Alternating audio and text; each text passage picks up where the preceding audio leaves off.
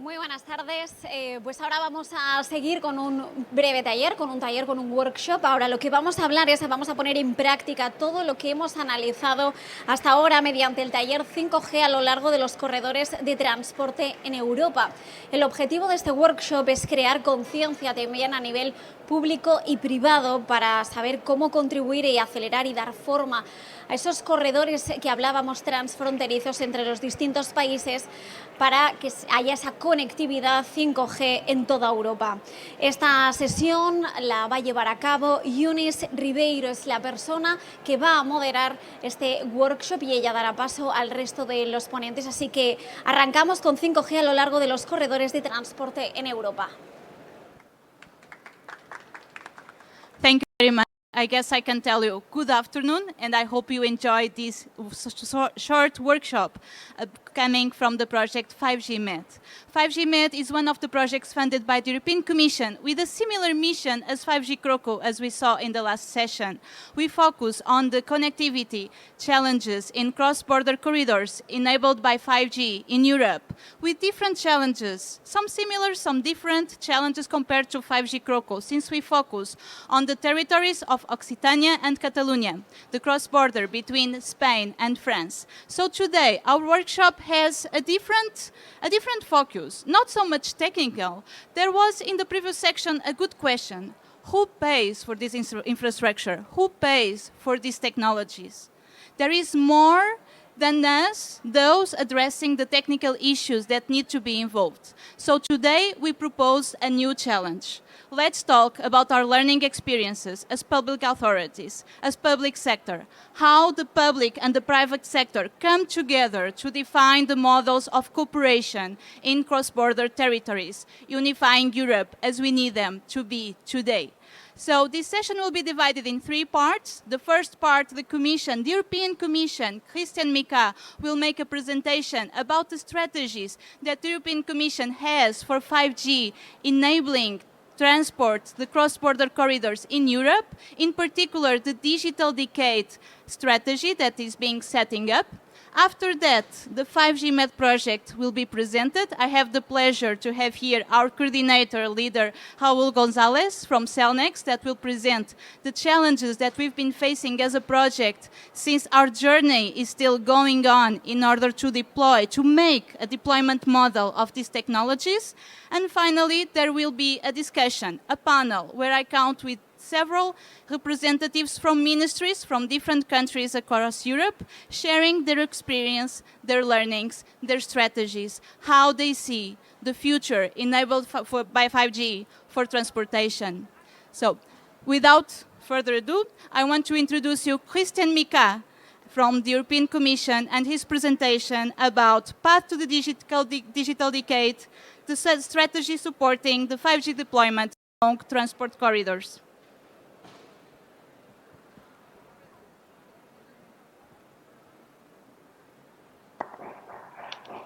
Thank you very much, Eunice. Ladies and gentlemen, good afternoon.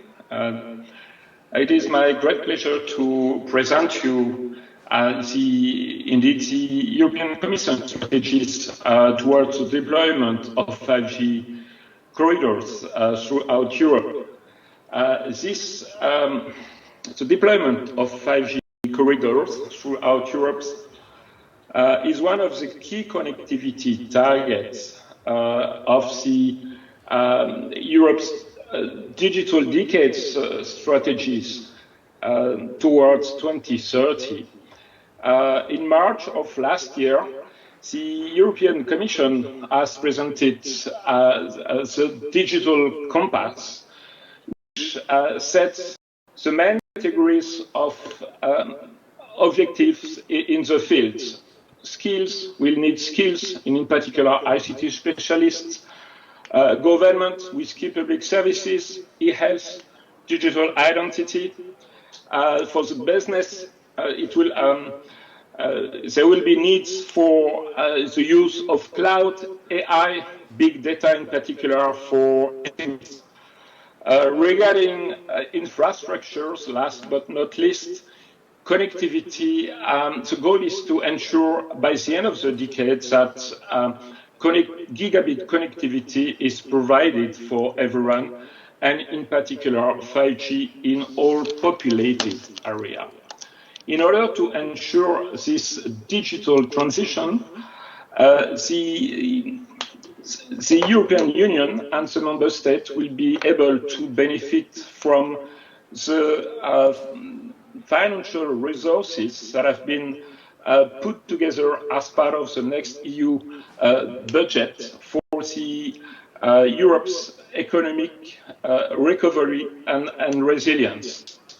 As part of this, the implementation of this plan, the goal will be to, and already actually 22 member states have already drafted and presented their plans for the recovery and the resilience, with a view to support key reforms for the modernization of public services and also for mainstream digital skills, but also key investment in connectivity, in the digitalization of business and for digital skills, and last but not least for cyber security. With respect to 5G, the digital decade strategy takes over and follow on the strategies that were set by the European Commission as part of the 5G action plan. In this context, the objectives are to ensure by the end of 2025 a deployment of 5G in urban areas and along the main transport paths. And as I explained before, by the end of the decade, of coverage of all by 5G of all populated areas. Regarding the deployment of 5G cross-border corridors, more specifically, the vision is to ensure an uninterrupted coverage of the main transport paths, rail, roads, waterways, with 5G connectivity infrastructure, meeting the service requirement for connected and automated mobility. One of the main, this effort will be primarily driven by the private sector and will benefit from the financial support of different EU funds, in particular the Connecting Europe Facility Digital, which will provide over the period 21-22 a budget of around 1 billion euros. The goal, as set under the CEF regulation, is to cover 26,000 kilometers of transport paths along the Trans-European network, which includes about 50 intra-EU borders. The first call has been open already in January. The deadline will be end of March this year, of course, and the goal will be to attract proposals and initiatives for the deployment works of a first early wave with an overall budget of 100 million euros, but also to attract proposals for inception studies preparing for a bigger wave of deployment projects to be launched towards the end of next year. In order to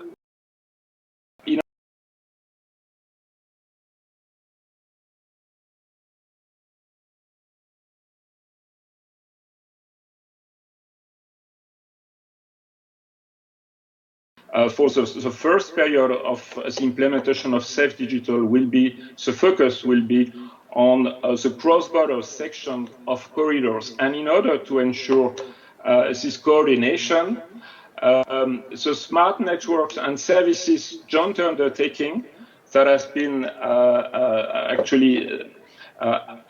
whose legal basis has been adopted in November of last year, The Smart Network and Services Joint task to coordinate the strategic deployment agendas with the support of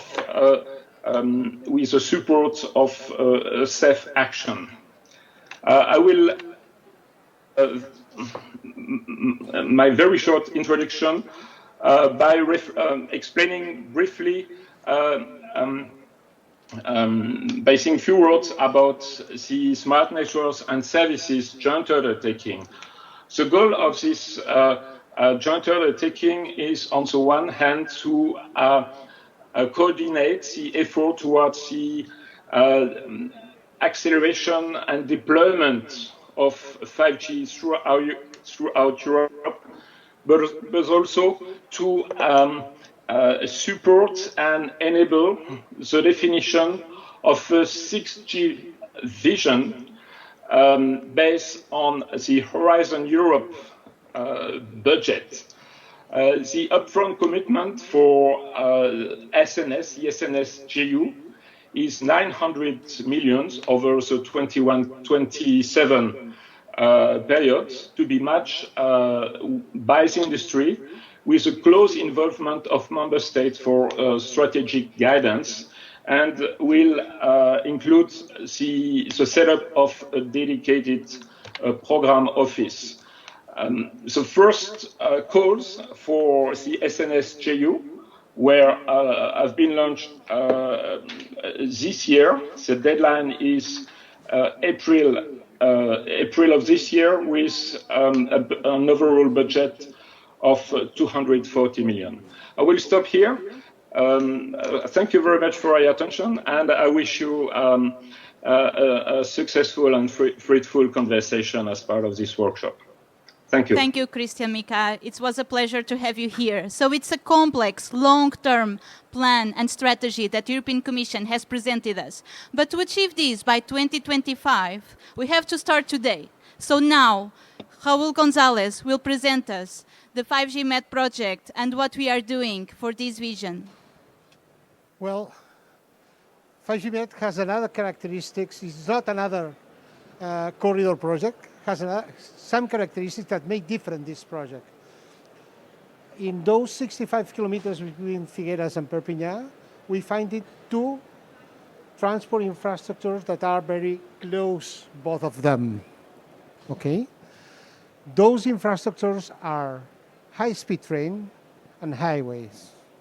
That means that any kind of infrastructure that we need to deploy there, it must be taking account those two infrastructures to be as smart as possible when we deploy this new infrastructure to support the new services that we'll need in these transport corridors, okay? When we go more in detail on that, we see that both infrastructure has different needs. In roads, the need of connectivity is continuous, sometimes high, sometimes low, but more or less it's continuous in the day, during the day. But what happens in the railways infrastructure? It's the opposite. You need a lot of bandwidth, but only when we are talking about one high-speed train for a few seconds in one side. That means that the business model is completely different in both parts. And that's a big challenge that we need to achieve on that. It's try to find all the synergies that makes sustainable business model to deploy the needs that the people that it's moving in that corridors need it. Okay? In that case, for example, in the railway sector, we need to move to a gigabit train concept. All the people that it's moving in that train wants services with more bandwidth than the current bandwidth is provided in those kind of infrastructure.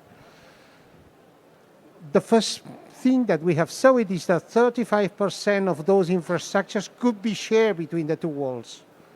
And that makes easy this deployment that it's in. It's the only challenge that we have it? No.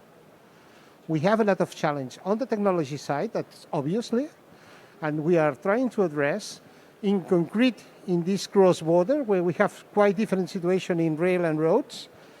In rail, we have two tunnels. In roads, it's an open road with no issues. We don't have synergies on that. And we try to find the best way to make possible this needed for the users of that infrastructure. But there are another challenge. And more of them are related not to the technological side, are related to the legal framework around these 5G networks, or the agreement between two countries, or the regulation that is quite different in each one of the sides of the country, or the strategies that each one of the countries has it when they make the deal for the 5G frequencies. For example, in Spain, the MNO has the obligation to cover 100% of specific roads. One of them is this road that we are in the corridor, in 700 megahertz frequency. In the French side, it's quite different. They need to cover 80% of the, if I'm not wrong, you will correct me, 80% on 2025 or 25 of the territory, and 19% on 2027. Yeah, I'm right. Okay, as you can see, you need some kind of framework that could help to deploy these features that are needed to deploy this new infrastructure that cover all the needs that the vehicles and the users of the railways will have in the next years. Now, the needs of connectivity of the vehicles is not very high, it's very slow, but in the next 2 years, we will see more level 3 or level .25 cars in the streets, in the roads, and then this will increase the demand of this infrastructure to support these operations. And that's not only to have that technical coverage, it's to have the right services that they will need it, and has the same regulation in both sides, or more or less this seamless regulation in both sides of the country.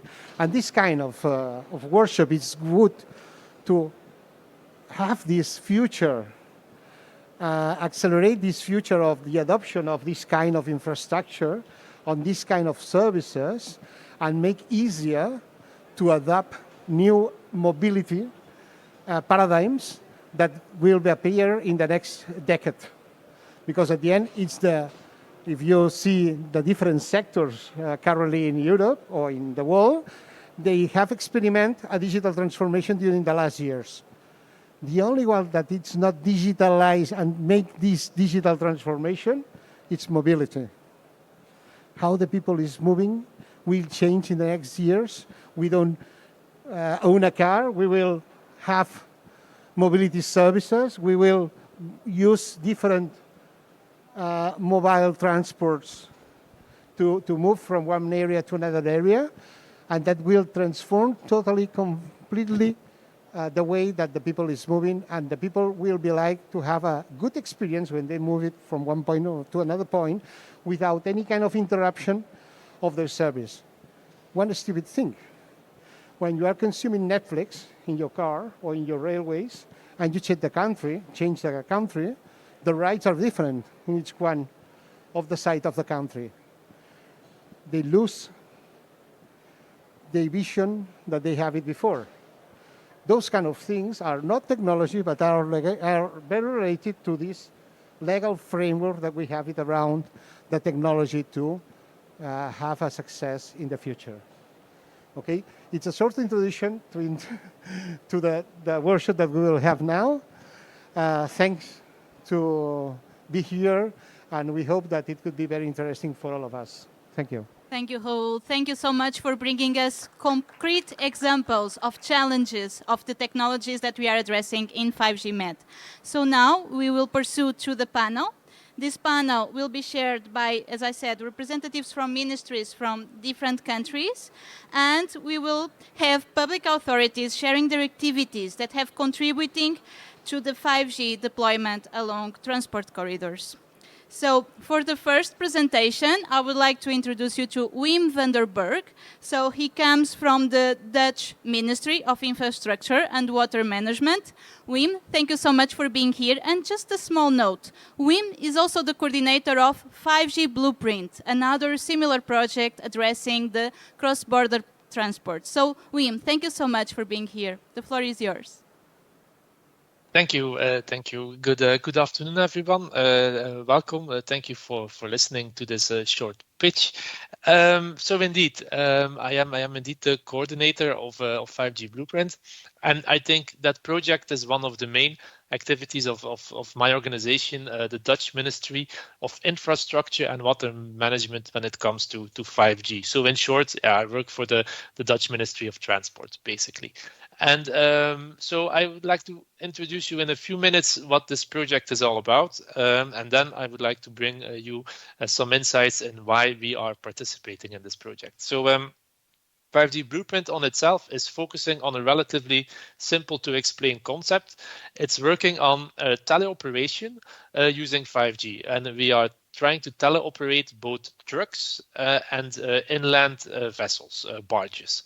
So, and the idea when we wrote the project idea was that, okay, we noticed autonomous solutions, they take time to develop. You need to do a lot of testing, a lot of making sure you cover all possible corner case that you couldn't think of before, and that the autonomous functions can handle it safely.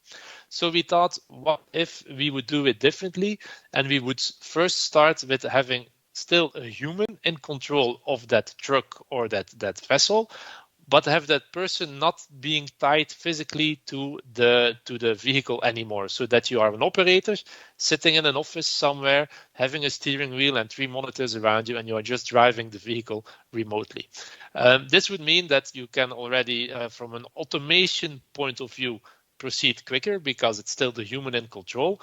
But of course, from a network perspective, it's far more challenging because you are in direct control of that remote vehicle. So yeah, the connection just can never break because yeah, you are driving a vehicle remotely on public roads. That's our target. So that was the idea. And of course, yeah, when we wrote it, 5G indeed was promising all these characteristics compared to 4G that for the first time would enable to really deploy this paradigm in the real world. So that was the idea. And there's a lot of things on that relatively simple concept to explain, to explore. The technology itself, both on the network level as on the vehicle side, or all kind of information systems around it that allow the operator to be better aware of its environment for safety. So, but you also have to make sure you understand the economical side of, is there really a business case when it's not yet fully automated? That's the main question that we are trying to solve. And also governance-wise, it's a complex ecosystem, how to make sure everyone takes up its role, that you have legal boundaries in place and so on. So those are all the different elements we are investigating in the 5G Blueprint project. So and the project itself, it's relatively a project with 26 different partners with a total project budget of 14 million euro, of which 10 million provided by the European Commission, and we're deploying in 3 different pilot sites in the Netherlands and Belgium. That's really where a lot of our partners are situated and where our activities are focused on. The technical coordinator is Professor Johan Marquez Barja from IMEC, and then myself, as already being said, I am on behalf of my ministry, the general project coordinator. And that's one thing I would like to discuss in this panel today, or bring to you today, is why. Because yeah, a Ministry of Transport is not your typical Horizon 2020 project coordinator. It's a bit strange. Normally, you have the big universities, the research institutes, the companies with big R&D departments, and so on. So why would a Ministry of Transport take on this task of coordinating such a complex project? And that's the main message I want to bring you today, because at our ministry, we really believe that when you get your feet in the mud, or get your hands dirty, maybe is better English to say, that removes the hype filters for you when it comes to new technology. We've done that in the past with other projects. In the domain of CITS, we had some national projects called spoke feelers or talking traffic, where every week we try to together with our project partners, try to realize these solutions in the field week by week in the meetings, discussing where we are, what the challenges are, what we could do together. And this gives you a far better understanding of what technology cannot do and what it can't do. Because everyone, I think, here in the audience is aware of the typical hype cycle of Gartner, where you have first inflated expectations and then it drops down. But when you are so involved, you do understand where it will end up and the plateau of enlightenment, or I forgot the term, but I guess you know what I mean. So really working together gives you better insight in the technology and the organizational challenges and also in the business challenges. And that's the one message I would like to bring to everyone, especially to public entities, authorities listening to this pitch, is really this helps, this is valuable. This is an approach where you can really benefit from. It's a lot of work, but it brings value. On one condition, if you don't forget that there's a phase after the experiment. For you as a public authority, the experiment completion is not the end of the action. It only marks your beginning of a motivated policy definition. So yeah, that's why we are doing this. This is our target to learn sufficient from this project by being so involved that we can get to good policies, and that's the main story I wanted to bring today. So thank you for your attention, and I wish you a great workshop. Yeah. Thank you very much, Wim. It was a pleasure to hear your insights and your experience in the 5G Blueprint project. So now, after Netherlands, we travel to Lithuania. And we will hear a presentation from Darius Stravinskas, which is also an advisor to a ministry, but now a ministry related to transport and connectivity. So quite a good mix aligned with our challenge. Darius, the floor is yours. Thank you so much. Good afternoon, everyone. Thank you, Ines, for introduction and this opportunity to present to the audience the activities of what was done and are planned regarding smooth 5G infrastructure deployment along European Union transport corridors in Lithuania. So can we turn on the slides? I have a couple of them to present. Or are they already seen by the audience?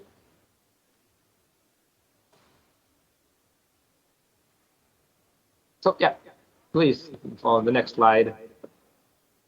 So the first step that was taken among all related countries, Estonia, Latvia, Poland, and Lithuania, it was by signing necessary memorandum of understanding and memorandum of intent, as well as letters of intent regarding connected and automated driving development in Via Baltica transport corridor, and as well developing 5G connectivity for connected and automated mobility in the North Sea Baltic corridor. So this is all done already. The second major step was made in Lithuania by increasing EMF exposure limits 10 times, and as it is recommended by EU commissions and other institutions worldwide, and as it is done already in many other European Union countries. So it allows now in Lithuania to deploy 5G antennas much faster in the same base stations without necessary to build more base stations. 2 years ago, Lithuania government has approved a national 5G roadmap that consists of 20 legislation and technical and organizational measures, which allows smooth and fast 5G infrastructure deployment till 2025. With that, 5G infrastructure has been included in the main documents of territory planning of each municipality on all the Lithuania territory, including territory along transport corridors as well. Ministry of Transport and Communication took initiative and last year has completed investment project for 5G corridors without waiting any actions from Europe Commission, and now Lithuania has all necessary information about required infrastructure of masts, optics and electricity for 5G along transport corridors in Via Baltica and Rail Baltica transport. So last year, as well, all stakeholders in Lithuania have signed a special Lithuanian 5G Memorandum of Understanding, including National Regulatory Authority, mobile network operators, municipalities, road and rail administrators, as well as the ministry itself. So this allows memorandum allows to implement all necessary tasks for application preparation for CEF digital funding. Together with Europe Electronic Communication Code transposition to national law, mobile network operators has been obligated to provide services for devices with eSIM from 2023. So this will allow to install and to deploy all connected automated mobility with installed already SIM cards manufactured in the factories. Last but not least, testing of remote driving is ongoing in Lithuania, and which allows fast 5G adoption in transport corridors and other roads as well. So next slide, please. Yeah, thank you. So what is next? It is necessary to complete that 5G transport corridors would become a reality that we can use. So the first thing is the auction of 5G spectrum is ready and planned to finish till the 1st of July, so till this middle of summer. The next big thing is to change the legislation, which will allow to build masts in the zone on the roads. That will allow to build 30 meters high mast near the road, and that will cover all the roads with high quality of 5G services. Starting of 75 million euro funding for 5G infrastructure deployment and as well of 5G technology adoption in businesses and public sectors to improve efficiency and create higher value. So this will be supported by the additional monies to build and improve and add 5G technology to all public and business sectors.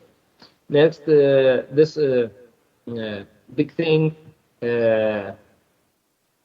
that will happen after 5G infrastructure deployment will be approved as a project of national importance in Lithuania. So this will allow to build mast towers in all territory of Lithuania with fast procedures of getting building permissions for communication objects. So this will be one of the biggest things that will speed up 5G infrastructure deployment in Lithuania. And last but not least, we're working that at the end of this year, there will be a strong application from Lithuania side ready for CEF digital funding, and that we could start build all infrastructure near the transport path in Lithuania, in corridors, Via Baltica and Rail Baltica. So thank you for your attention, and if there are any questions, I'm ready here. Thank you. Thank you very much, Darius. It was a pleasure to have you here. So now we will move forward with our session. Let me try to... and we will have, as a guest speaker here, Javier de las Heras from the Spanish Ministry of Transport, Mobility and Urban Agenda. He is the Deputy Assistant Director for International Relationships in the Roads General Direction here in Spain. So welcome, Javier. The floor is yours. Many thanks. Hola, buona tarde a tothom. Good afternoon. It's a pleasure to speak to you on behalf of the Ministry of Transport, Mobility and the Urban Agenda of Spain. My ministry nowadays is developing a major shift in public policy, from major investment in new roads of the last decades to upgrading the existing network. All this with a strong focus on two main topics: sustainability and digitalization, in line with the European Union programs and the needs of the society. In this context, 5G communications play a key role for us.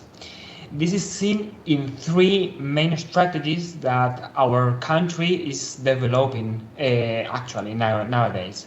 The first strategy is the Sustainable, Safe and Connected Mobility Strategy, which includes the role of 5G to improve logistic chains and connected and automated mobility in the more important corridors in Spain.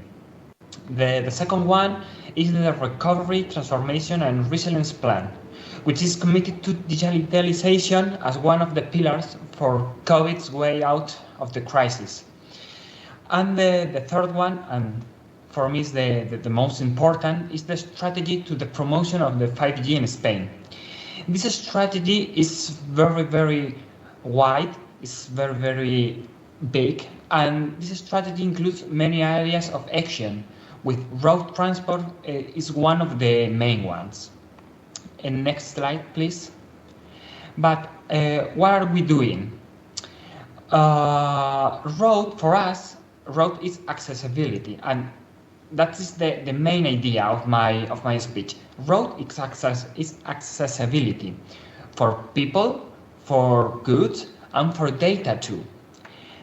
Every single village in Spain, of course, but I want to say in the world, have a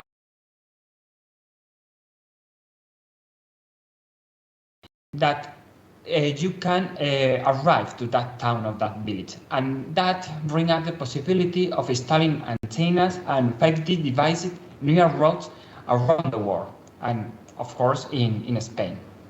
Next, please. But what are we doing in Spain nowadays? I want to share it to you four main actions. We are improving the rest and services. Our services for users are one of our main goals for the following years. We not build infrastructures. We build services for the citizenship. The second one is CAT, Connected and Autonomous Driving. We have signed a Memorandum of Understanding with France the last year to work together on CAT development, where 5G will play a very, very important role. The third one is infrastructure management, especially in tunnels and bridges. A 5G pilot is already underway in Italy and Galicia, a mountainous area in the north of Spain. And the fourth and the last one is better traffic management with real-time data. During the COVID-19 pandemic, real-time data of traffic bring us a very, very good information in order to manage the traffic and the situation across the country. In addition, the General Directorate of Roads is working in its new strategic plan. On it, communications and especially 5G will play a leading role. Therefore, I'm sure we will see you in the next edition of the Mobile World Congress. Thank you. Thank you, Javier. It was great. We hope to have much more news next year. This is just a start of the learning experience. And now we have here today with us Antouk Nguyen from the French Ministry of Economy and Finances. She's here today. She traveled. Thank you so much for coming. The floor is yours. Yeah, thank you, Eunice. Right, and hello, everyone, and welcome to this session. So I have the pleasure to represent the French Ministry of Economic and Finance today. So we are the coordinator of the 5G strategy in France, so in coordination with other ministries like the Ministry of Defense, of Interior, Ministry of Research, and the security agencies. And so the national strategy has been launched in 2021, so with many different call for projects. And the overall budget that we have is a bit more than 700 million to support different priority projects by 2025. And actually, at the end of this year, we aim to spend the majority of this, so up to 480 million euros at the end of 2020.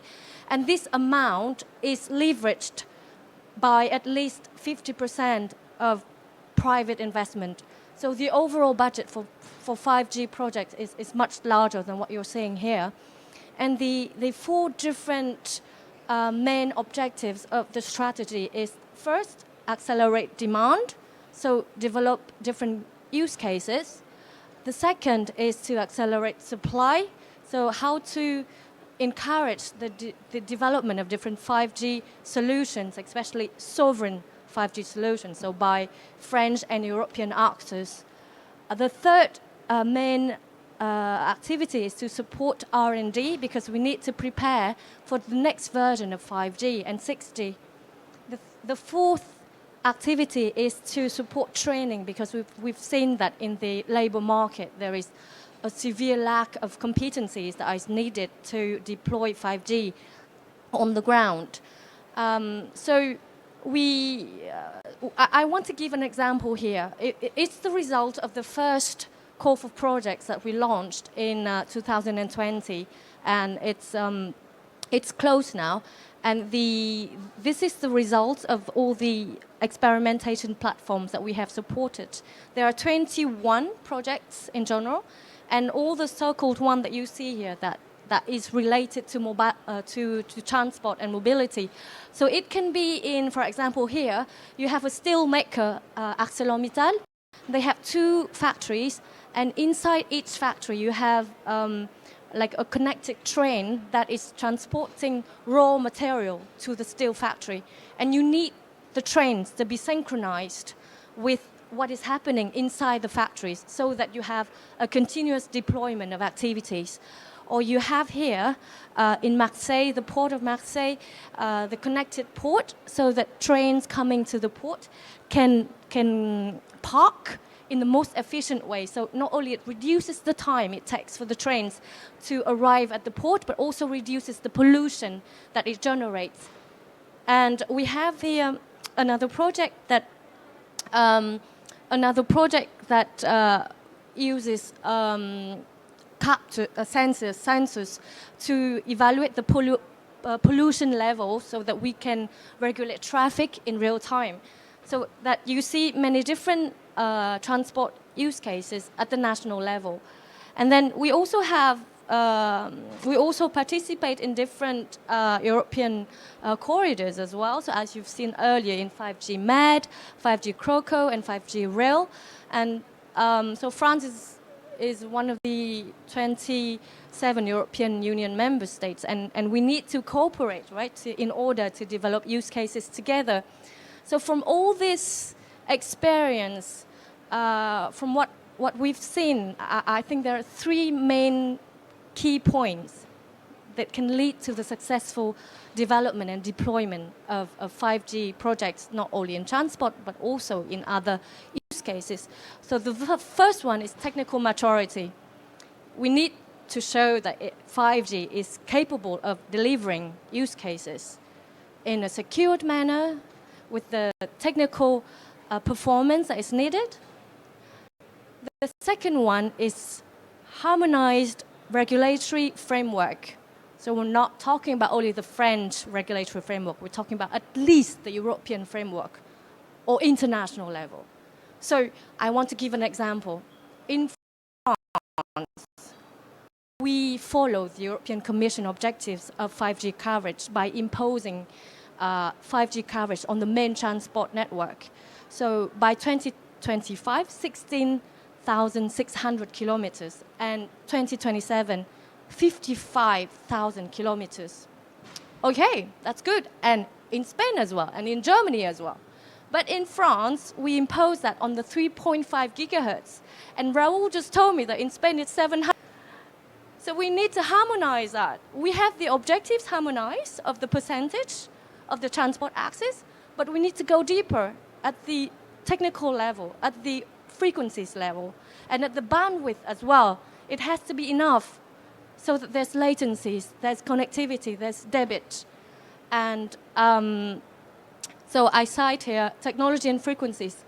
And the third factor that public authorities need to have in mind is the business model.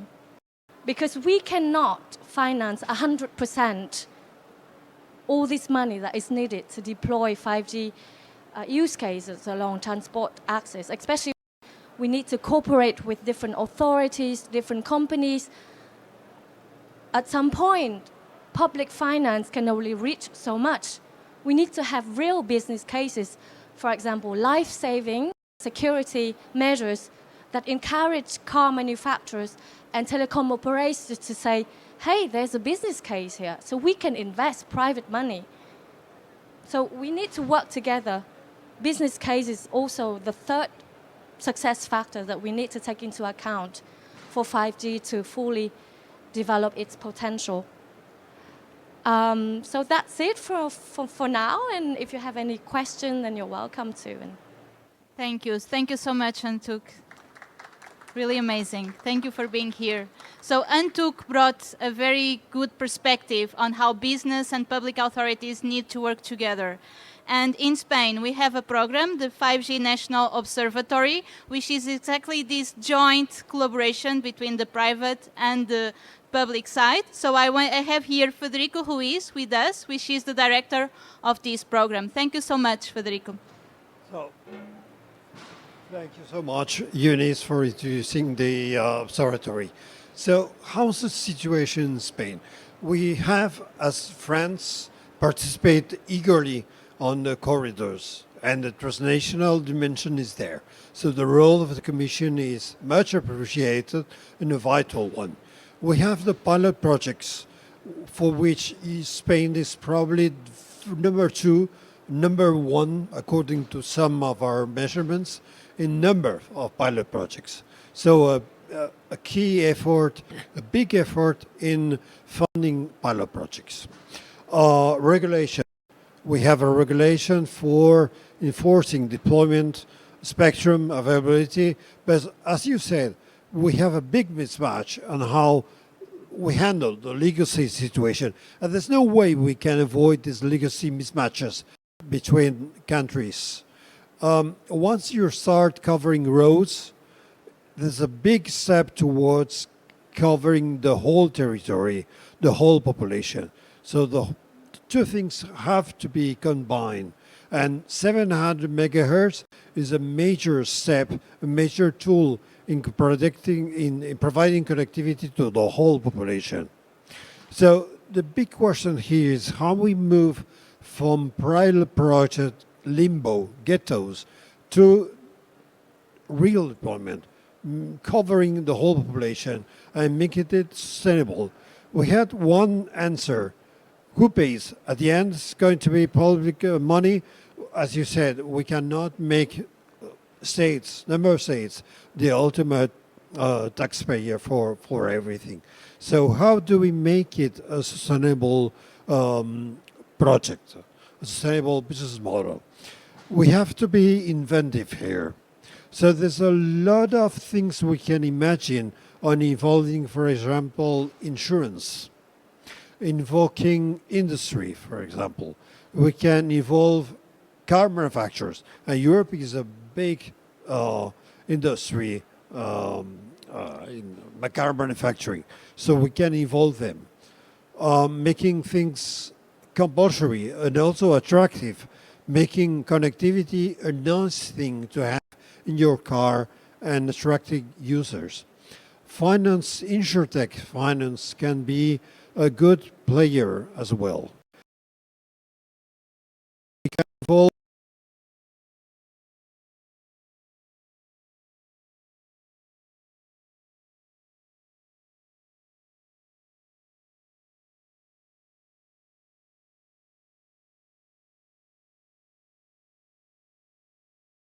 we can turn into black boxes, and public authorities have a big role to play in regulating access to data and putting data in common. We can turn it into a real business model and cost saving, actual cost saving for the insurance companies. There's plenty of things we can imagine here. We can involve end users as well. And the mobile is an end user activity. At the end of it, consumers who pay for this connectivity unleashed thing. So how do we put this into action? We have to provide customers something that they will have to be enticed to pay for in the mobile phones. And this is the effort that we have to make collectively as an industry. A second reflection that I want to make is that transport is a seats and consumer technology. This is a key factor in bringing new technologies to consumers. If we think of connectivity, we have at the high end tens of thousands of units, luxury cars, high features cars, and at the end, on a lower scale, we have utility cars that sells in the millions, a few millions. That has the potential to take a technology that has been developed for the aerospace world and turn it into a mass consumption feature. Think of LiDAR, for example, and 3D cameras and sensors and radars. This technology was developed for the aerospace that cars have lowered the price to tens, hundreds of euros. And once it is there, it's taking over by the smartphone industry and lowered in price to a few dollars. And this is what the consumer smartphone industry does very, very well. This we leverage the best thing of the three worlds, the aerospace, transport, and mass consumption. And once you get sensors, and cameras, and LiDARs in down to a few euros in cost, you have the potential to seed other industries as well. For example, we have examples. We have used LiDARs embedded in structures for monitoring modifications and stress in the infrastructure of tunnels and bridges. So that's a new explosion in new segments of the industries. So these are the two reflections that I wanted to make. Let's be inventive and how we pay for this, and let's be attentive to the role of mobility as an engine of technological progress and economical evolution. So thank you for the opportunity, Eunice, for presenting the effort that's being done in Spain and the new roles for mobile connectivity. Thank you, Federico. Thank you so much. It was a pleasure. So now, with all the speakers that we had here, I wonder if our audience has any question that would like to make, both online or physically present. Any question? Okay.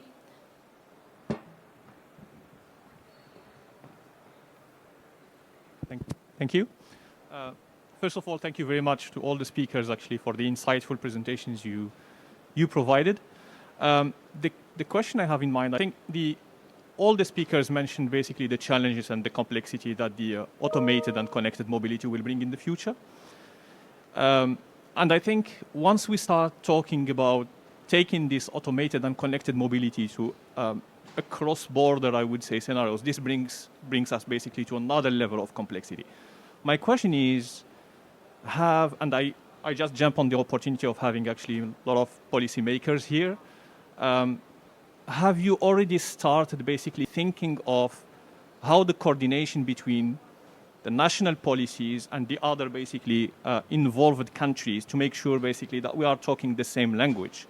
In other words, if we are talking about spectrum allocation, it needs to be kind of harmonized. If we are talking even about spectrum auction, if we want to make that business model you are talking about meaningful, we need to speak also the same language in terms of spectrum auction. If we're talking also about the driving regulation, and in the context of teleoperated driving, how are we making sure basically that the same guy who is driving actually the car and taking it from one country to the other is also complying basically with the rules applied on that country? Have you already started to think actually or to brainstorm among the different member states basically or with this kind of, I would say, cases? Thank you very much. Thank you. I will give the word to Antuk to give us her perspective, and then we can explore with our colleagues that are online. Thank you very much for your question. Very, very pertinent. We're in Europe, 27 member states. How do you manage?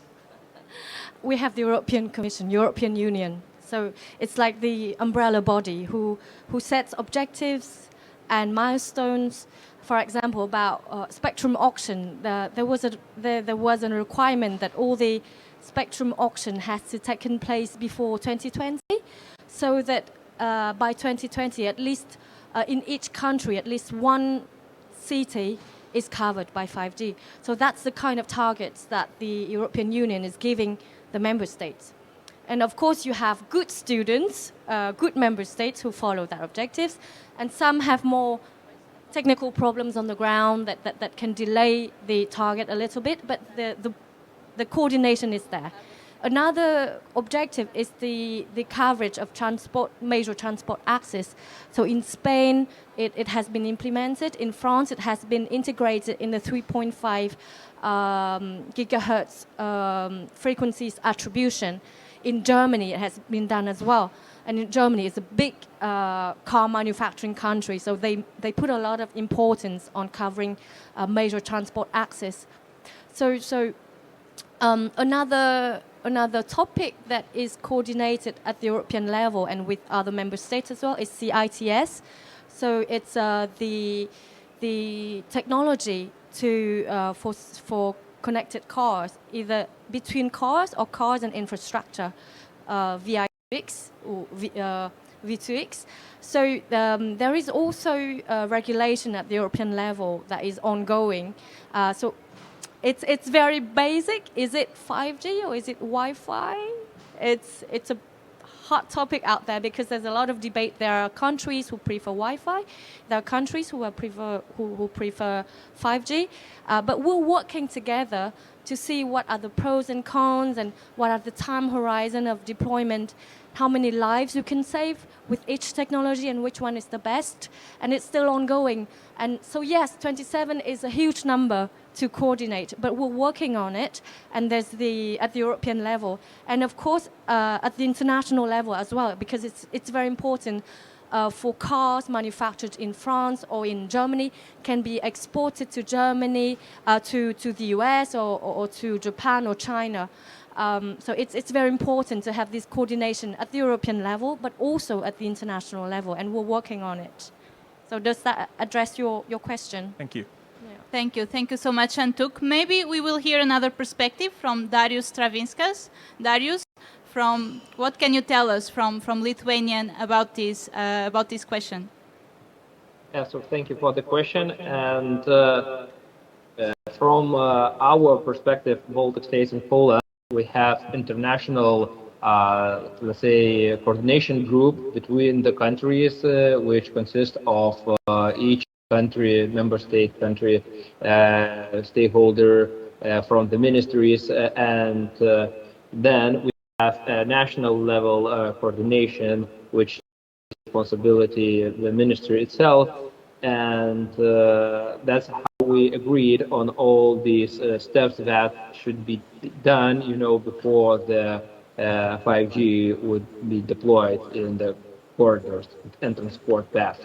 So at the given moment, Lithuania actually organizing as well a meeting between the countries, and other moment that signing the agreement between the consortium members should, later on have discussions with other countries' consortium as well to agree on all these technical details, let's say, because, from the national or countryside, the spectrums are allocated and already harmonized over the Europe, but of course in the specific region it should be agreed between the countries as well, neighboring countries. So for that purpose to implement, we do see negotiations or discussions between the consortium, between the other different neighboring countries, and the telco operators itself, should agree with national regulator authorities on to what technical details and specifications should be implemented that the autonomous car smoothly would drive over the cross borders without any disconnections or any huge latencies. So from our side, that we are doing. Great question. And arise a lot of questions to answer. The first point is the different stakeholders in that market has different speeds. And we need to synchronize all that speeds, or at least try to find which are the elements that could be useful for each one of them to accelerate these deployments or these new services. One option it could be to have some kind of neutral points where the technology is not an issue, or where it's easier to exchange data between the different stakeholders to start to have this market acceleration in the next years. And that's something that I think that we need to explore more in detail. Go farther of the actual regulation, try to find these neutral points to exchange different services or data, especially in this cross-border, where these kind of things are more key to have success. And we need to find this, I think, this neutral approach to try to find this, to start to expand to the rest of the areas, no? But I think that the first point is try to synchronize the different speeds, has a common table to talk openly about what are the benefits for each one of the stakeholders, try to find this shared infrastructure that could help all the stakeholders to start to work on that, and then in the years has evolved to the market conditions according with the adoption of this kind of service. I think that this is one approach that it's necessary to think about it at least.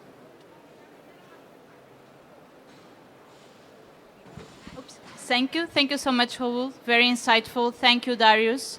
Very insightful. And Tuk, a pleasure, always very much straight to the point. Are there any more questions in the audience related to this very hot topic of technology, cross-border corridors, regulations? No more questions? Well,